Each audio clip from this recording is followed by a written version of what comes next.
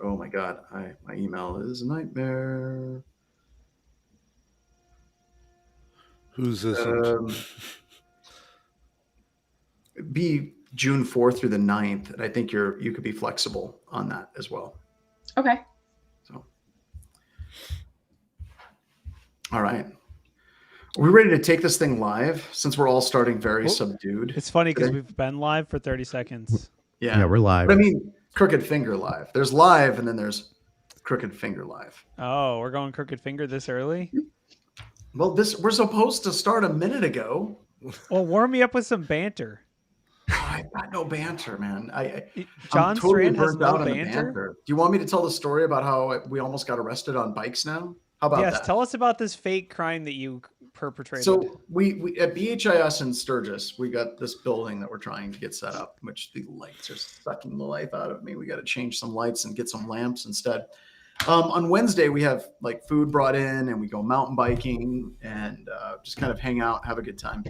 And we were mountain biking down by the VA hospital.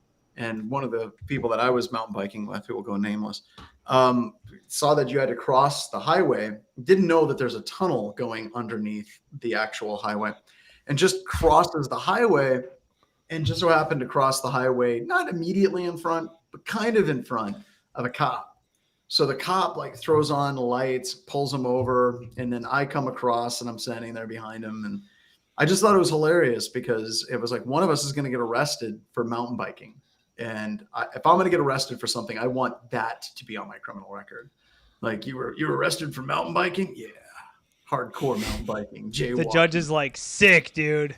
Yeah, it's awesome, man. So there you go. And neither of us got arrested. Although he did look at me and he goes, I just want to let you know I don't have any warrants out for my arrest, which immediately made me think that he had warrants out for his arrest. But he didn't. He was right about that. So then the cop looked at me and he's like, do you have ID? I'm like, no. He's like, why don't you have ID? Like, I don't need it when I'm mountain biking. I mean, so yeah. So that's it. That story sucks. I need to spice it up somehow. I don't know how to make it. Yeah, you should embellish it. Just make up some stuff about how, then the cop was like, let's go for a ride, and took his motorcycle and ramped off the side of the highway. I don't know. Yeah, well, I could have looked at him and be like, well, you don't know who I am? No. And then just biked off into the woods. All I can say is authorized pen testing is not a crime. Hack the planet! And then I biked off. Just like and that. Then he hits you with the stingray. Yeah. I gotta say, those guys are really, really accurate with those electric guns. Got more range than you'd think on it. So, no, that's it. All right, so let's bring up the crooked finger. All righty, here we go. 3, 2, 1.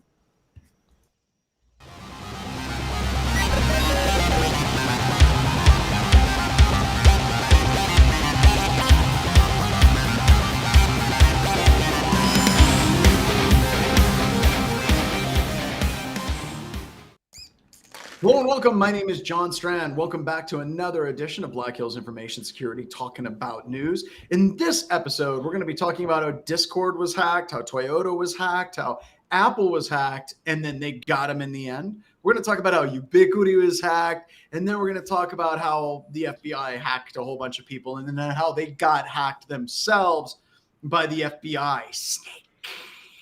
Probably end with that one. I think that's probably it's a lot of hacking. Idea. That's a lot of hacking in one day. I'm joined by Mike. I'm joined by Ashley. I am joined by Segmentation Fault, and I am joined by Wade. Thank you so much, everybody, for coming and hanging out on the news. So let's jump right into it.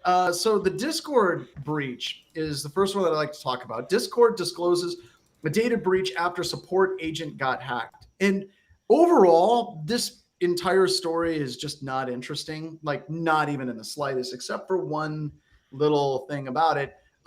It was actually a breach of a third party. So somebody else and a third party support agent was compromised. And then that third party support agent was then able to pull down ticket queues, email addresses of customers, support emails back and forth, all kinds of fun things. And the thing I want to ask you all is, do you think that any of the different supply chain security companies would have detected this attack vector? because there's a lot of companies that are doing like reputational assessments of companies and trying to determine how secure a third party corporation is to do business with. And I seriously look at, like, when I was at RSA, God help if any of you were actually at RSA, I apologize if you were there too. I don't think that any of the vendors would have been able to detect most of these types of attacks. And I wanted to get your opinions on this because it's going to become a bigger and bigger problem. The Toyota thing is another example of that, where they had data that was breached on, I don't know what it's AWS, but it was breached in a cloud provider. So what do you think? Are these third-party assessment services actually going to provide value, or is it just kind of a quick cash grab and snake oil? I'm impressed they detected it at all. It does say the quote says, as soon as Discord was made aware of the issue. So to me, that means maybe the vendor themselves like caught it. I don't know. Third party caught it. Somebody alerted them to it. Most likely, that's what that sounds like. You're exactly. It's impressive. Right. It's impressive to catch this. Maybe they do have that kind of monitoring or something. But yeah, I mean, I would say from a detection standpoint, this is really tough, right? Because you're dealing with access to systems you don't control. You're talking about, I guess maybe you'd have to monitor like the activity on these accounts, wherever they tie into your network, but it's pretty difficult, honestly. I guess, I don't know, maybe the third party thing implies it was some vendor that they have. Well, it definitely was a vendor. I mean, that's one of the things that they're actually talking about, is it was a third party, at least somebody that provided support on that. But I still come back to, I mean, there's, people listen to this and they're like, well, how are we going to be able to defend against that? And I think that one of the things that they'll talk about is, well, I need some type of report from third-party supply chain attacks and all of these different things. And like I said, a lot of that feels like garbage to me. I think that some of the things that organizations can do that I think would be effective is get a letter of attestation from all of your third parties. If you're going to work with a third party, they should have had some type of security assessment done. The testing firm should be a quality testing firm, and they should be able to produce a letter of attestation. Or is it just letters of attestation just aren't that widespread yet? I don't. I've heard them used a couple times, the letter of attestation, but I haven't heard them used a lot. And I agree with you that they probably should be used more, but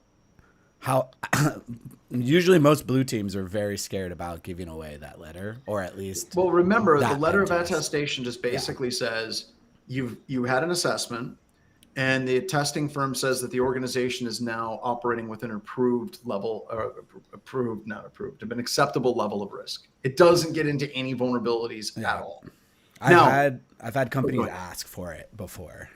I've seen that, and that's a little bit scary. Yeah, we had a company that we were getting ready to do some work with as a client. We were going to do a pen test for them. They said they wanted the results of our last full pen test before they would even sign a contract, and then they refused to sign a non-disclosure agreement. And we were like, that's a red flag, Dimitri.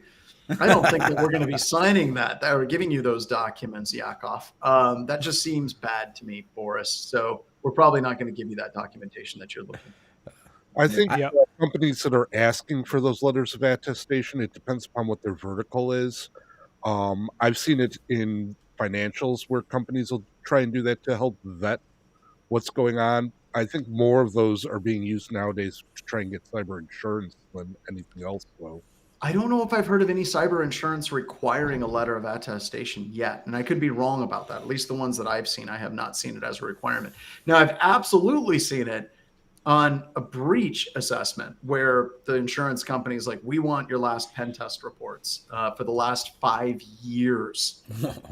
So I've seen it there, but I haven't seen it on the upfront. But I think that that's an interesting approach, Mike.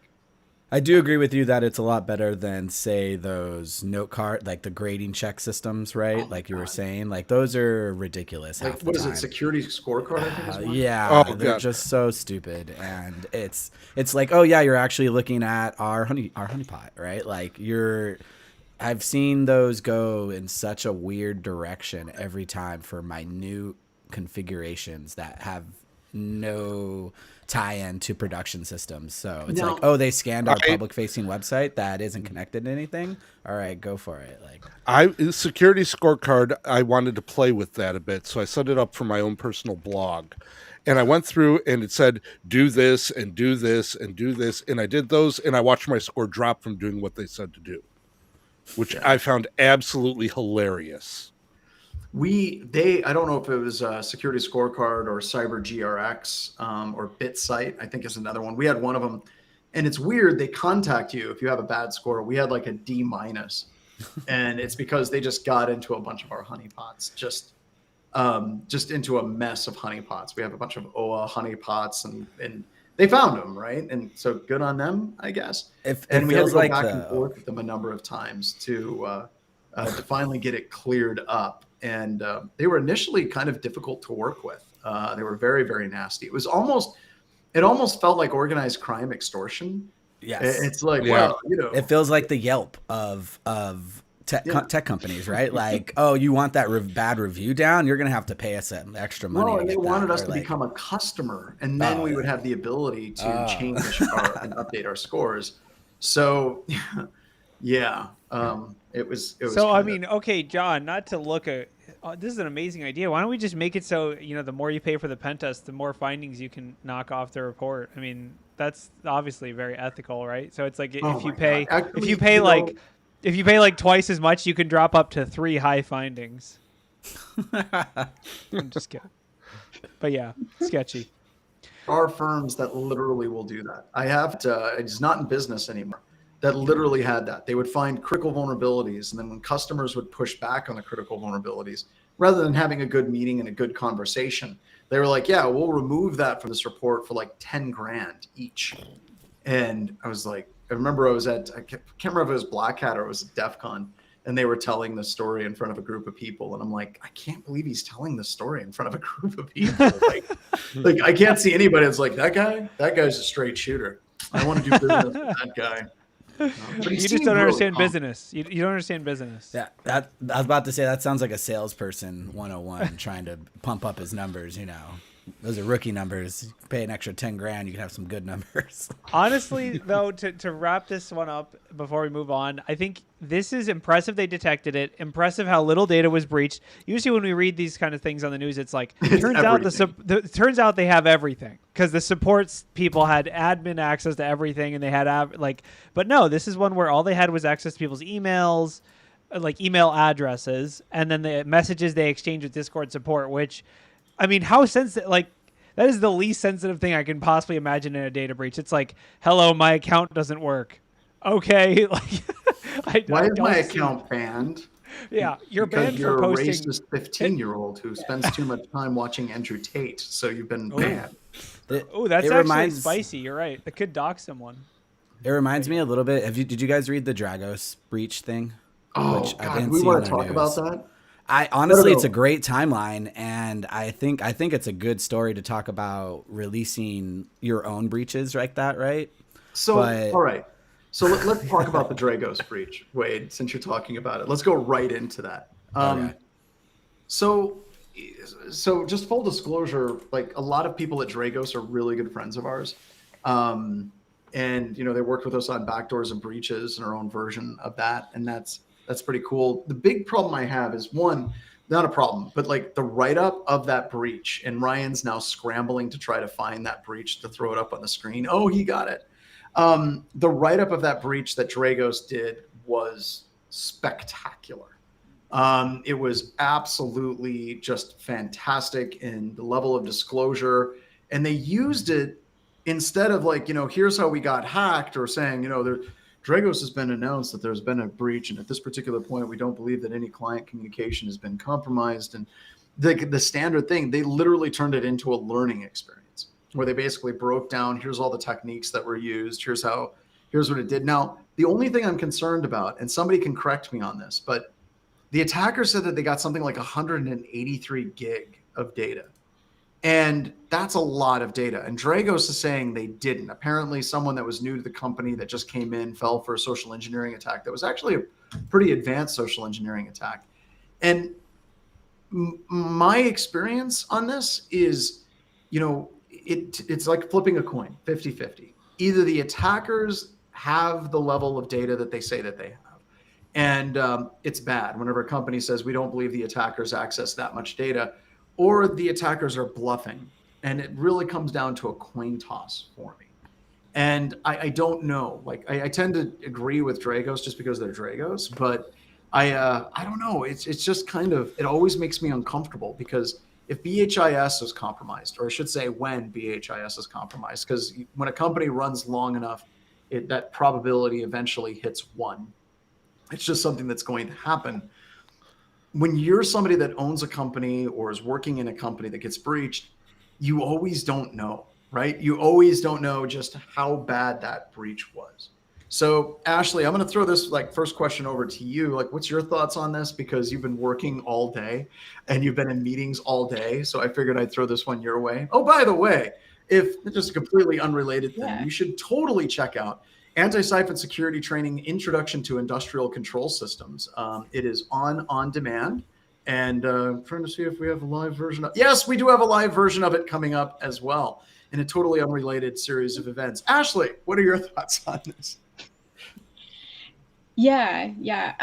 So I really think that it's interesting the kind of method that happened, right? So it was a new employee. It was their personal email address that they had sent credentials to, and I think that that's an interesting practice because you see it a lot, right? You're getting onboarded to a new company and you don't have access to that email address yet, and a lot of cases with all the remote work that we're doing, they send your credentials to a personal email address, and I think that that's something that is kind of, it's standard practice, but maybe that's something that needs to be addressed as a standard practice. Maybe there is, a better way to do that rather than sending this kind of information to personal email addresses, because you can't guarantee the security of somebody's personal email address. You can't guarantee that they're not using, password.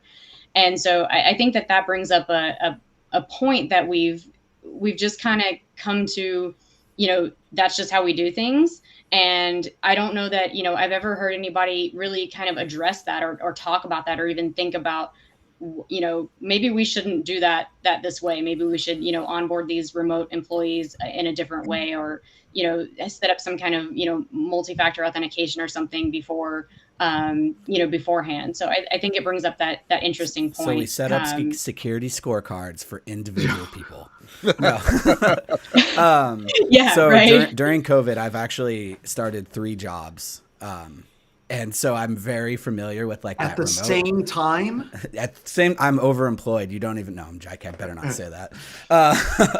But I will admit, each one of those jobs, instead of sending my email, it's always, I'm going to reveal this, it's always actually with the laptop that gets shipped to you. So it's a hard password, and then you have to get on a phone call and walk through it. Wade, please tell me it comes with a Post-it note right on top of the notebook.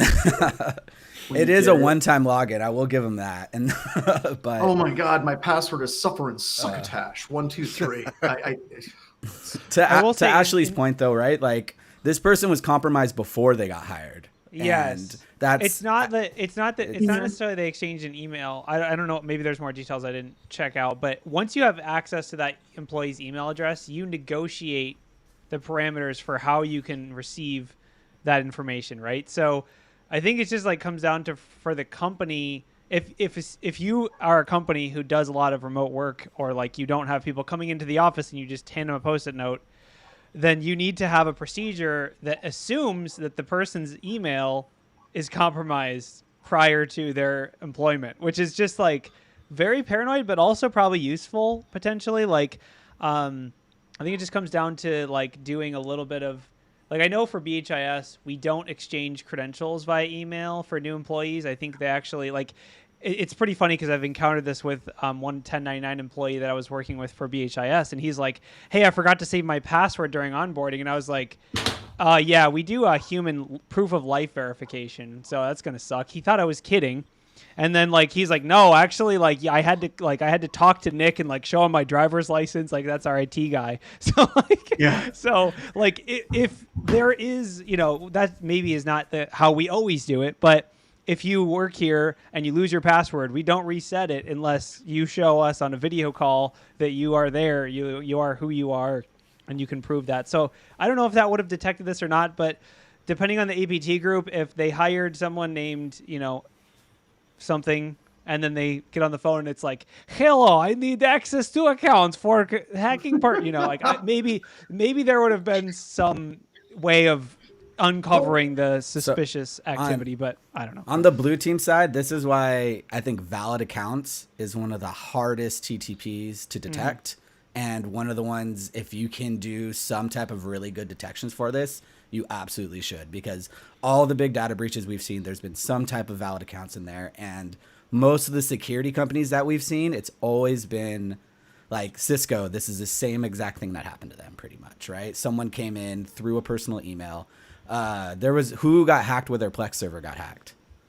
That was Who was that? I know we talked about it so much. I don't remember, but that's the same thing. Was it GitHub? No, it it was someone, but it's always valid accounts. LastPass. So, LastPass. Yeah, there you go. Yeah, valid accounts. I mean, it's tough to detect. It's procedurally, I guess, make sure you aren't exchanging credentials in a way that, assume your employee is compromised before they get, until it touches your sphere of influence. And this applies to the Discord thing too. It's like, once it touches your sphere of influence for detecting and alerting and security, you have to just assume everything before that is bad. Like it's tough, but that's just what you have to do. But yeah, really interesting. I mean, I give them 100% credit for being transparent, being clear, and I totally agree with John. Like that decision of, because I've seen it go both ways. Looking at the data breaches that I do, a lot of the times people will claim, "Oh, I have 158 gigs of data," and it's like some stupid marketing database that's like. Yes, or like there was one company that was exactly what it is. It's going to be they're like, oh, it's sales decks. It's 3 terabytes of data, and then it's just like some maps that's like a library that's another like it's just some stupid junk. Or sometimes it's MSI and there's code signing certificates, or there's an NTDS. Like it goes either way. So, but on this one, didn't they actually show us screenshots of some of the data that they did have, and some of it was a bit of a concern for me. And I'm trying to find the picture where they took a screenshot of what it was. Yeah, I mean, they said, we have everything. You better reach out within 48 hours. But of course, they didn't have everything. And no, they didn't have everything. So, and great. I'm at one of those articles where you click a link in the article, it takes you back to the exact same article that you were just reading. Right. Oh, I hate that so much. But no, they had a screenshot of some things, and I can't remember where. There we go. No, but it looked like it was contracts, maybe. I don't know. But once again, I hope truly it's just a bunch of sales marketing propaganda. But I mean, yeah. The thing about breaches and like dealing with them on a day-to-day basis. The thing that matters the most is that you know what was breached so that you can combat it. Because once you know what was disclosed, you can fix it. Like whether it's revoking your code signing certificates, changing all your passwords, telling your customers what was accessed, or all that kind of stuff. Like if you get access to 158 gigs of pen test reports, yeah, that's bad. I guess it's the best way to get your customers to fix things. But let's also kind of talk about the psychological aspect of them getting out in front of it, right? I know. Where they immediately talk about it. They're immediately sharing screenshots of how the social engineering attack went down and how they got confront it, and it takes away their bargaining chip. Yeah. And it does, but it also psychologically, I think, for customers, current and future customers, they feel a little bit more comfortable. Because one of the things that I got when going through this attack is I was like, holy crap, I think it's entirely possible that this type of attack would work on a number of people across multiple organizations, including BHIS. And it would be potentially more impactful, right? Like they actually got off easy. Not to say that it wasn't impactful to their team and their personal, people getting threatened and that kind of thing. But like looking at the breach and the disclosure, it looks like they pretty much did everything right. Yeah. And aside from the things we talked about assuming that the person's email is compromised that you just hired, which is really paranoid and like could be alienating to potential employees. Well, yeah, if you start telling people that I want to gain access to your private email so we can scour through it. Yeah, right. I would not. I'm like, nah, you're good. You're not getting my personal PC. Yeah. I threw the hard drive in the microwave. You guys are. Right. So Kenneth just brought up a great point. Yeah. Kenneth Tanner said, "Doesn't this future validate zero trust models organizations should be using?" And I'm two minds on this, right? Like so many people use zero trust as this sort of like marketing snake oil, right? They just sprinkle zero trust on everything, but it is a real thing. Like basically everything moving into the cloud, there's no concept of a DMZ or a perimeter and all those where your assets are absolutely everywhere. I think that this actually shows that, right? I do think that you're looking at, what happens when you have people working from home and what happens when you have people that you're hiring that have a whole bunch of baggage associated with possible breaches as well. So yeah, I think this does validate the zero trust models. My only concern about that, Kenneth, even though I think that that's a correct statement, is you have about 10, 15 vendors that'll take that and they'll try to spin it specifically to their product and their definition of zero trust. Yes, no, I agree. I think the answer is that zero trust is a marketing term that is incorrect. It's just like passwordless. It's like, okay, you aren't typing in a password, but there's still authentication happening in the exact same way. Zero trust is the same thing. If you do zero trust, great for you. However, there is a trust model still. You are still trusting like the person that sets up the MFA is the person that you said they are. Otherwise, it's not like if I provide you with a fake or improper phone number and then you send the MFA enrollment text message to the wrong email address, whoever you send that to, you're trusting them. That's part of it. Like, so if a person it's just an interesting attack. And I do think releasing it, I don't think most zero trust providers would just be like, oh yeah, we got this one in the bag, no problem. But like you really do, there is some trust. And I think that Dragos's whole reason to publish this is it could help other companies defend against this attack, which absolutely it will, because I would not have thought of this. But now that I read it, it makes perfect sense that, you compromise, it makes sense. But it's also great optics. You convert the entire conversation about is Dragos secure? Are they not secure? What's going on? To now it's a learning thing where people are going to their website and they're reading their write-up of how they actually handled it. Like I said, I think it's brilliant. It's the way organizations handle it. And if you're the company that says we're not going to do business with Dragos because they got breached, you are the problem. Yeah. You are the problem. Yeah. Do not be that company. It's not about who got breached and who didn't get breached. It's about how they reacted. And this is when you read how they reacted, they did everything right. And also, good luck. When we test you, we'll test your social engineering. And not everyone, there is always limits to social engineering. If we've learned anything from this podcast. I want to do a caveat, though. I want to do a caveat real quick, okay? The caveat is, if there was a substantial amount of very serious data that was breached and Dragos downplayed it, they very well could be in a lot of trouble. Yes. But if we've learned anything from this podcast, is when you get hacked, it really... It's how you react, not whether it's how you react, but what really happens to you. Yeah. Like nothing. I do want to go back to one of the things that was said there. And John, I'm going to disagree with you a little bit, but not completely on the zero trust thing. And it's just to bring up one more point for what Kenneth had said. I agree wholeheartedly that, yes, it validates that the model is important. And it's something that if you look at it from not just academically, but applying it, will help protect you. I think where it breaks down to validate it is the trust part, right? In this specific story, there's already a number of layers of trust that are happening, just as Corey said, just as Wade said, just different things are happening there. There is no zero trust model that I'm aware of that a vendor would have, and maybe this is to your point, maybe it's not even disagreeing, that can do that. That when you say, I've got a new employee and I've got them hired and they go through all the checks that we have in place and they get their account, at that point, they're operating more as an insider threat than anything else. And I don't know how zero trust would do that. We live in the world where a lot of companies, vendors have taken security terms and turned them into products. Oh, sure. And that just makes it very confusing because when we talk about zero trust, we're not talking about the Gartner top magic unicorn quadrants leading product of zero trust. We're talking about the idea that every individual has to authenticate to everything individually using MFA. Basically, and that, to sum it up, it's more complex than that. But essentially, the BYOD type of model where everything is accessed individually using granular permissions. That is a product as well. I don't know what the heck it does. It probably costs like $2 million a year, but that's not what we're talking about. We're talking about the concept. So Right. Exactly. Yep.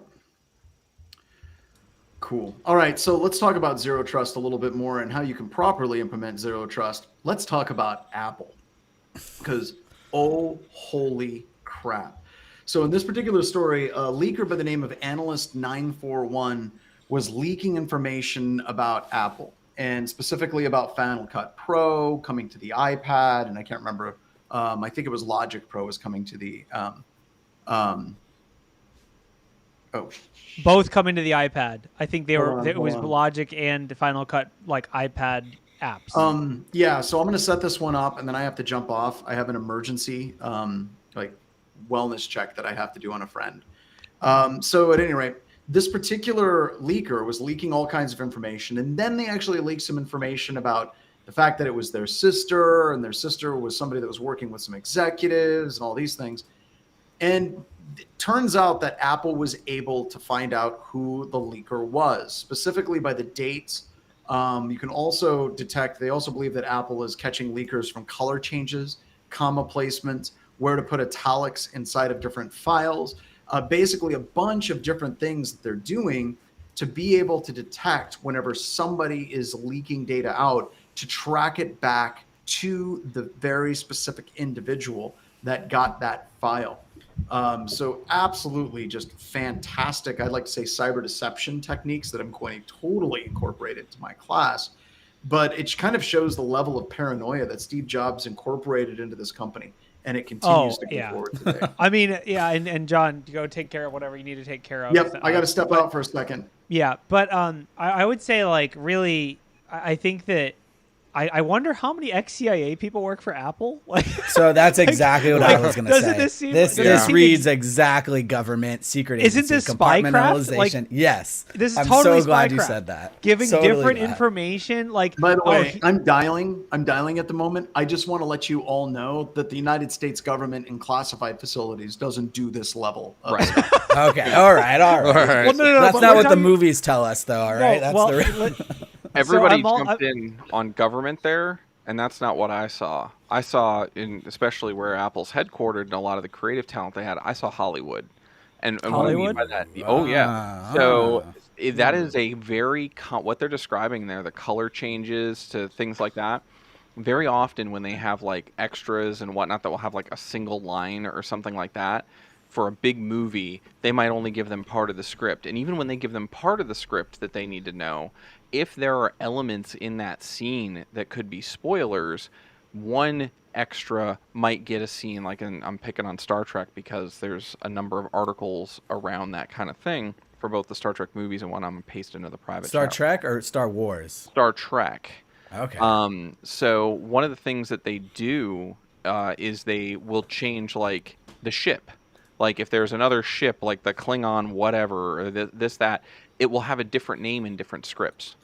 And it doesn't matter because it's not a plot element that changes how that person behaves. But if it leaks online, they know only the extras on this day had the script that had that. Oh, they go way beyond this. Like, oh yeah, even and they do it for the actors too. Like even the lead actors will get 5 different scripts with 5 different endings, and no one will know what the final ending is. Like that, I know they did that with Breaking Marvel- Bad. Marvel wouldn't even let Tom Holland be by himself. That's He right. always had to be with somebody. right. The best Go ahead. example of it is actually Empire Strikes Back, Oh, where everybody on set heard Vader say, "Obi-Wan killed your father." Uh-huh. And the real answer was, as we all know, "I am your father." And they totally downplayed that completely different line that only a couple of people knew was happening when it needed to happen. Mm-hmm. And when it was shot completely on its own. Everybody else, nobody else in the movie knew the truth. I think James Earl Jones was like the only one of the actors. Yeah, because he And recorded Mark. the lines Yeah. in post. And Mark. Yep. It's totally like a mix of Hollywood and spycraft, which is why it's such a good news story. But basically, when you have $1 trillion company. Yeah, that's what I was going to think about the and- overhead to implement this. That would have to be ridiculous. And then track it back to the And individual also- user. Like, It's funny because I honestly wonder, like, we'll never know because this is part of their secrecy policy. But I really do wonder if the security team if this is like adjacent to them, No. if they have like a data loss yeah, that's what prevention exactly. team Yeah, type of thing. yeah. Or if they're like, because this is totally like ties in, like, they want access to the SIM so they can look at every single log related to this user's infrastructure or whatever. But yeah, I mean, I guess the last thing I want to ask, is there like a security? I mean, there are some security ways that we do this, like Cobalt Strike has embedded fingerprints, and like, I guess I'm thinking, like, how can you use this for security? How can you key? How can I do this? How can I hack with this? I don't know. Going back to technology though, and not Hollywood, I'm putting another link in there, Ryan. This was another one that happened recently that wasn't spycraft, but it was the music service Genius hid Morse code in their lyrics because they were pretty sure that Google was just stealing the lyrics and then presenting them. So when you search for Google for lyrics and it pops up the lyrics, all they did was scan everything off of their website. So what they did was they started hiding Morse code based on the periods in the lyrics, and then were able to definitively say that's not part of the lyrics. We added that in. You definitely copied us. Yeah, that's pretty funny. I mean, there's so many good examples of this. I love it because it's just like crafty hackers that aren't technically hacking. They're just like doing, hacker things, but in like their own and whatever world they live in. It's like sitting down at the table and being like, how do we stop this guy how does he do it? Oh, he takes a photo on his phone. Okay, well then we can't use watermarks, we can't use digital fingerprints. We have to like make the picture uniquely identifiable to each person. And then sitting down and thinking through, well, how do we do that? How do we like make it so that the picture this person takes with their phone of whatever thing is 100% identifiable uniquely to them, whether it's, changing the color of a comment in a document or, a invisible watermark that can be identified some other way. It's just an interesting read on, And they're making an example. They're totally doing this. Like, I would guess that this operation, like, there's no way this was financially any beneficial to them at any capacity, right? Like, honestly, I kind of wonder, like, what is the downside of leaks? Why are they so, like, is it just this is their corporate culture? Because to me, it feels like pre-marketing. Like Well, why are that's they, exactly what the value is for Apple. We're talking about this it. goes back to Steve Jobs, who's the master of product presentations, and he wanted to be the one to show the world this is the new iPhone. Okay. And he wants to be So in it's all the just a articles culture. that It's shows just what they him like. with the photo of the iPhone. So that's the goal.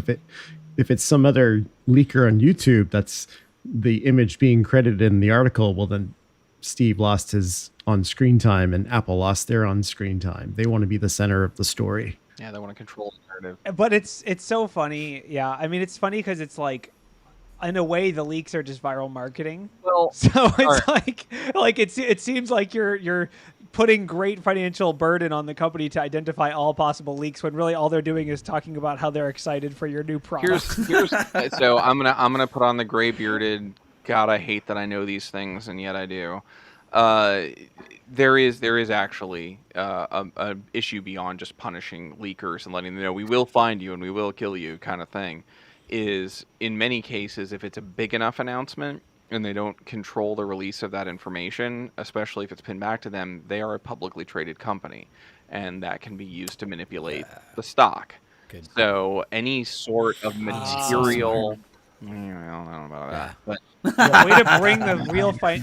Come on, that's why man. I sighed so loud. No, you're good. You're good. You got it. So I come back to Ian just ruining everything. Yeah, pretty much. You just ruined our pretty whole much. story. Yeah, we were talking about why Apple would do this, John, and I had to give the sad SEC filing material market manipulation speech. I thought it was going to God, be more like there's one adult in the room. I thought it was going to be more like the recent data theft with the military, right? How that guy leaked those stuff. I wait. thought if Uh-huh. Apple does this amount of work for people just taking pictures to leak, like, oh, there's a new phone coming out, imagine what they would do for real DLP cases, right? Like it's So okay, here's the question: when is Apple going to release the real Apple data loss prevention private military? it's coming out right now. That's what all this is for. Like, Yeah. like is that should we leak this now live on stream that we We're just so made gonna this get up? sued. I'm making this up, but seriously, like, it is funny because it makes a company like Apple, who presumably has a similar level of control or even less control over their employees, doing insanely technically advanced things to prevent this, and then the government's like, Discord can't stop. Yeah, there's nothing we can There's do. nothing we can Eye do. deception. Here we go. Socks? Somebody could just totally walk in here and stuff like documents in their socks and walk out. Like, I don't know. Yeah, I don't know. It's just a funny, and I don't know. Yeah, I guess it's an awesome article. It's fun to just read all the crazy stuff they're doing. But I will say, the government needs to take a page from Apple's They book. do, but the other Like, thing on that you this need to kind of take stuff. from this that I think is the most important thing is Apple does security better than you because they have an infinite amount of money. Like when David Rice or somebody enters a room and he's like, I got a crazy idea for computer security. There's people that are just like, yeah, sure. How much is it? I don't know, $1 billion. Oh, okay. How about you submit it so I can approve it? Is that okay? I don't want it to go above me because it's just too many questions to Why are answer. we spending this billion? So If we Yeah, I mean, it is funny. The government has unlimited funds, and yet Apple is somehow like outfoxing them at every turn with the leaker stuff. Yeah. But do we want to talk about Snake, the FBI, and the FSB? The DNS thing? No. This one's an Ars Technica article. How one of Vladimir Putin's most prized hacking units got pwned by the FBI, which, interestingly I mean, enough, it's too buzzwordy not to cover. Yeah. it. in We gotta this cover in it. this whole article, they don't talk at all about how the FSB was hacked, like at all. But at any rate, Wait, is this clickbait? That's illegal. Is this the article? Sidewinder? No, it's It's a literally snake, like the so I first picked it. story in notable It's- yeah, stories. I'm gonna Oh. No, it's the first and the notable. This how is one of the Vladimir article right here. Putin's. Well, he said snake, so I went for the snake. Yeah, there you go. This is the one right here. And there's another one right here that's the actual CISA alert associated with this. And there's a lot going on in this press release. I'm just going to call out CISA for, come on, you got to dribble and drab this stuff out. This advisory is like a lot of paragraphs long. So basically, Put it in TikTok. they could have just released it on TikTok. Like, hey y'all, we hacked the FSB. They're just like You dancing. suck. We found a kill switch. Now we got a dancing FBI bear in folks this in video? suits, Like, they're what like- the hell is this? Honestly, I would like and follow and Oh, God. subscribe. I would in this particular situation. If it was like FBI agents like dabbing on Russia, like, It's just a bunch of Ray-Bans. it's like we found the kill switch. So, all right. So Alana was bringing up what's the too long didn't read. So basically, they were able to completely break down the Snake malware because there were some issues with the way it was using prime numbers in its crypto, so they could actually crack into it and find out all the stuff that it did. And they released a big long article that's missing some incredibly important things, which I'm going to get to here in a second.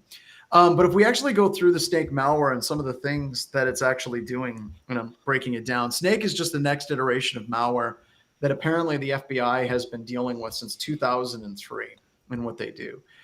So they've attributed it to the specific group in the FSB, mainly because, Center 16 and all of these different groups. I believe the FBI has them completely compromised, right? And this malware has been basically hitting a large number of different market verticals for quite a while.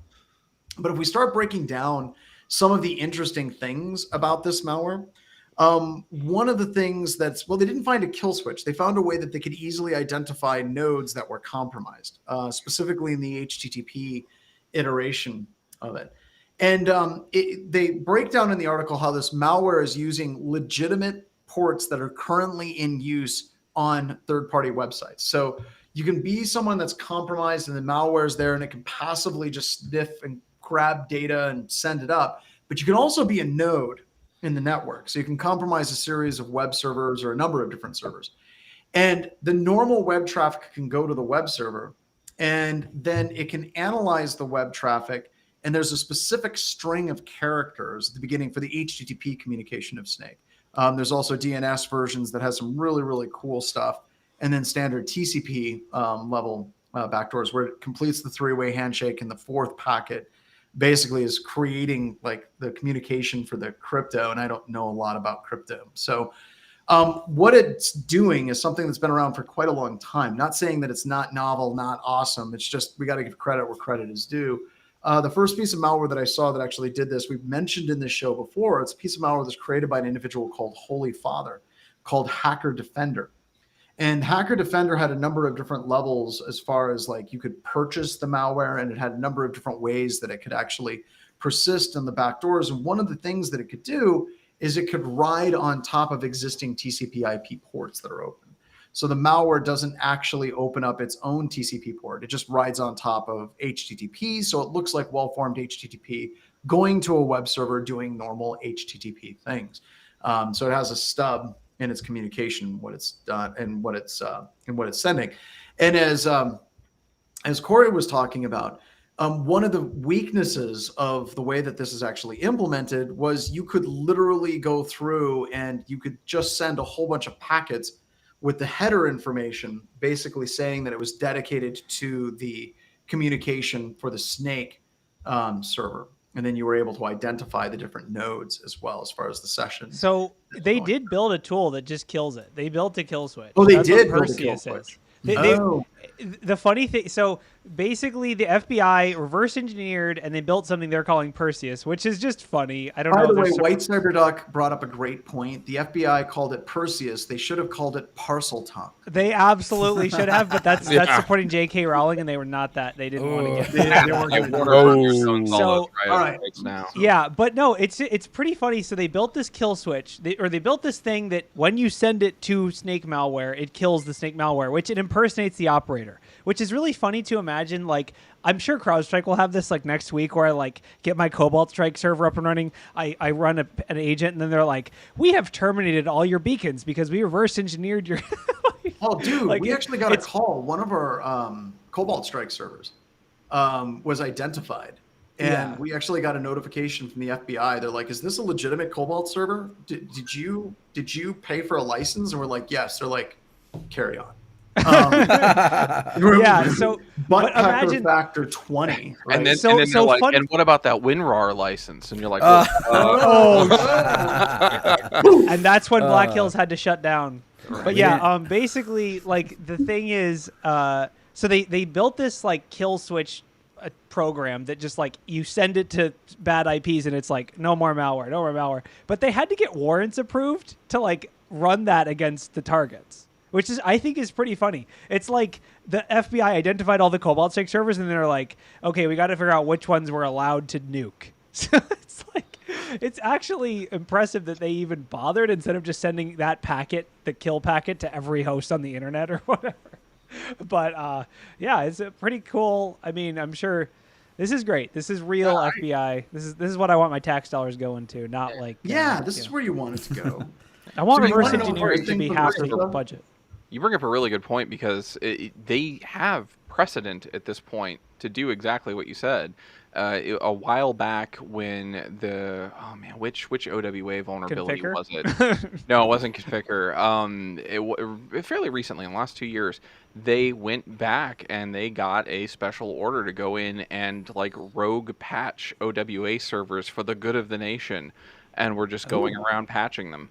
One of the first cases that they ever did that was the Wallavect Batnet, where they were able, from an ex parte injunction, they were able to actually degrade the botnet's capability and by doing DNS black holing, but they were also able to gain access to systems and degrade the botnet through quote unquote other technical measures, which was crazy.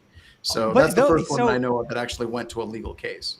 It's pretty funny. Yeah, I mean, talk about precedent. This is like, it is funny that we're talking about, well, the government had to get warrants to deactivate this malware on X IP addresses, right? But then we talk about how the entire ranges of ports are just blocked at every residential ISP because of malware. You know what I mean? Like, 445 outbound from any home ISP is a no-go because of configure. Like, even today, they like still block in like major ISPs. So it's funny, like the FBI's over here like, can we disable this botnet? Let's get a warrant. And then like 10 years ago, FBI was like, hey, we're just going to need you to block this port in the whole internet. And it's worked. Like, it's like I don't know. It's just funny how their tactics have shifted, because I'm guessing nowadays there's not the political will to be like, block this port for the whole internet. Okay. But my money, like, I don't know. Like, so the other thing that's really interesting about this CISA article is what they're not saying. And I'm going through it. I'm trying to find if they actually address it, because clearly I missed the thing about the kill switch. Of course, that wasn't in the CISA article. That was in another article. They keep talking about the kernel driver, the kernel driver, the kernel driver, the kernel driver, the kernel module, the kernel driver, how it communicates between kernel mode and user mode. And the thing that they're missing, at least as near as I can tell, if somebody can find the text, I'm going to have people do their homework, do my homework for me, because I'm going through it and I can't see it, is how the hell are they getting a kernel module into a Windows computer system? probably a Control driver. F. Bring your own driver. Yeah, okay. I get That's it. my It's guess. a driver. It's a kernel module. You have to do that. But freaking how? Because right now there's only two ways that you can get a kernel module, and actually not, I shouldn't say only, two major ways that you can get a kernel module into a Windows computer system. The first way is you get access to a digital code signing certificate that is a valid digital code signing certificate. I'll go through three ways. And that is something that we've seen the Russians use in the past, specifically with Duke. They were specifically looking for code signing certificates. So one of the questions I want to know is, did they actually use valid code signing certificates of third parties? If so, are those third parties compromised? The other way that you can actually get get a kernel module or a driver into the computer system is to do a bootkit. So basically, whenever the operating starts, you basically have secure mode and user mode and how it boots up. But at any rate, whenever it's booting up, how it actually boots, and here's its boot cycle. But it's talking about how it's decrypting things.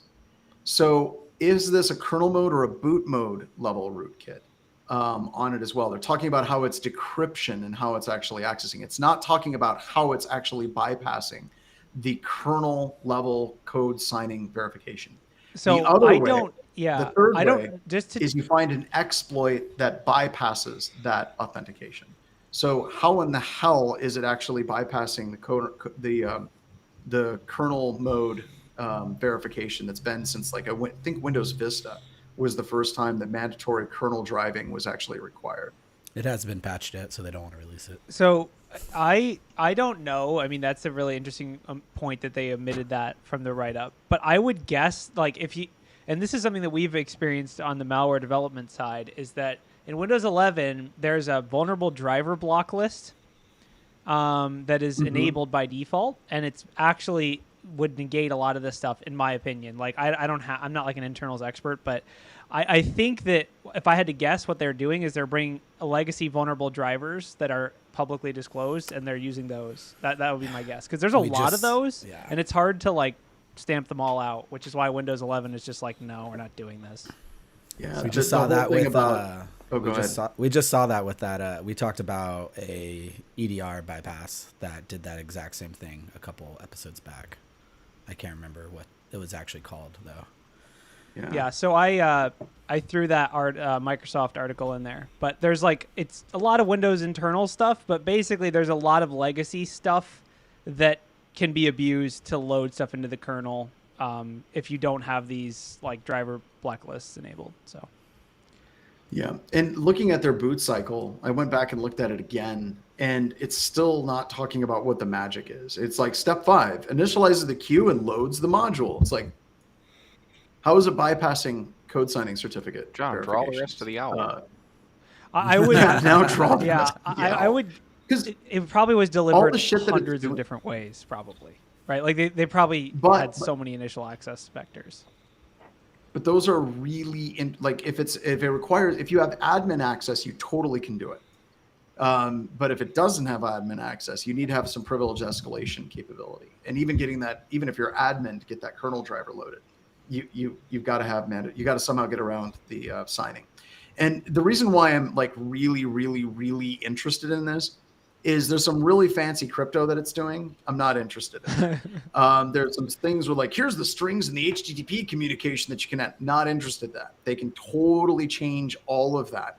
They can fix the crypto issues that CISA called out. They can address all of those different things. But if we're looking at the TTPs, the one TTP that CISA could have burnt for them, cost them the most money, was how are they bypassing the kernel verification? Because that would easily be the most expensive. And I don't know which one of you said it, but I do think you're right. The only thing there's it might not be patched yet. everything that I'm looking at, all they're saying is that it used a concealed storage mechanism. How they concealed, what that concealed storage mechanism is, I can't seem to find anything. There's deployed containers as a MITRE TTP down at the bottom. So whenever I read these reports, I actually read the TTPs first before the actual It's probably better to read the TTPs. And then you go through it, because unless the report is well written and has the TTPs within the report as you go through it, it's usually better to get a quick information guide. This is like reading the questions of a test before you, or the answers to a multi-answer question. There we go.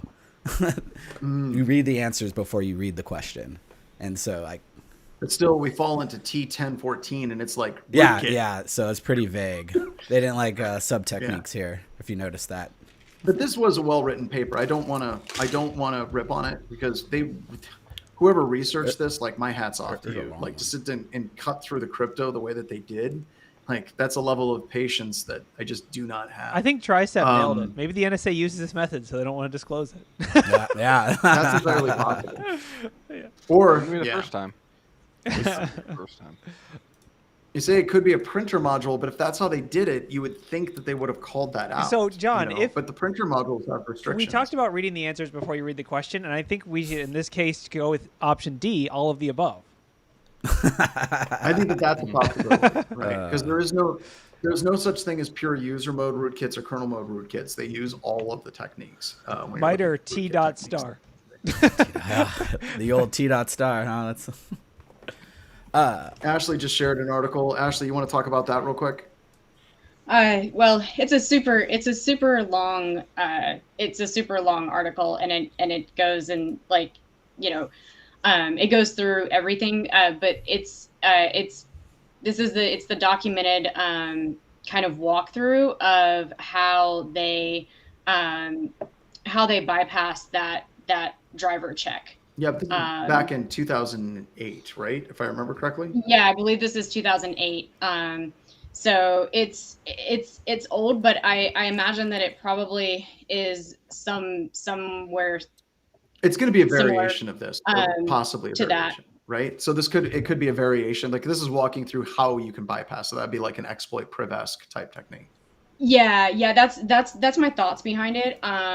When I first saw this, I was like, this sounds really familiar, and then I had to, like, remember where I'd seen it before.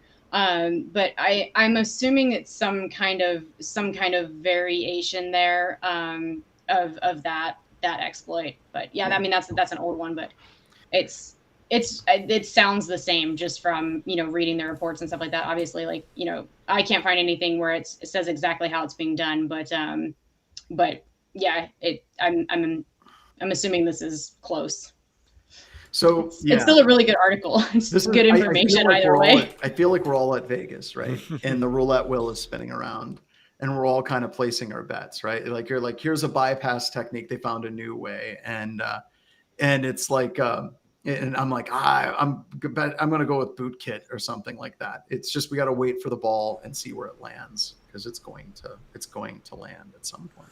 So. All right, everybody. I think that's great. Ashley, thank you so much for joining. And once again, please check out Ashley's class, the Introduction to Industrial Control Systems. It is fantastic. It's gotten very good reviews. So thank you so much for all the hard work that you've been doing on that. We'll have to get you on some more webcasts as well. And with that, everyone, as always, thank you so much. I think there's one feel-good article for the blue team that I need to highlight. Okay. Well, you're that one guy in the meetings. Do we have any go backs? One go back. If we don't even need to talk about it, I just think you guys should go read it. No, that's fine. Let's end on a positive note. So, this Big Pipes article right here is talking about work between the private sector and the government in order to take down large botnets. That's pretty much the key to it. I think this is an awesome work that people are actually going out there doing. It's a group that's been kind of covert. I think it says 2014 or 2015. I can't remember. But this is a great story that I felt very warm-hearted, where the good guys are actually winning for once. And so go read it. I'm not good at talking today. I drank too much caffeine during this, so.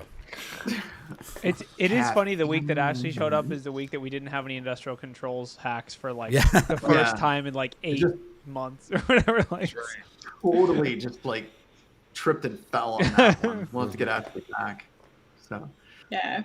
I mean, technically there was one, but maybe I'll come back next week and we'll talk about it. that sounds good. That a makes that teaser. a plan. Come back Let's next do it. week. A cliffhanger. Yeah. We can talk about ABB. Ooh. There we go. We'll talk about Let's do IoT control hacks and more on the upcoming Talk About News. All right, tune in next week. Take us out, Ryan, to the cricket.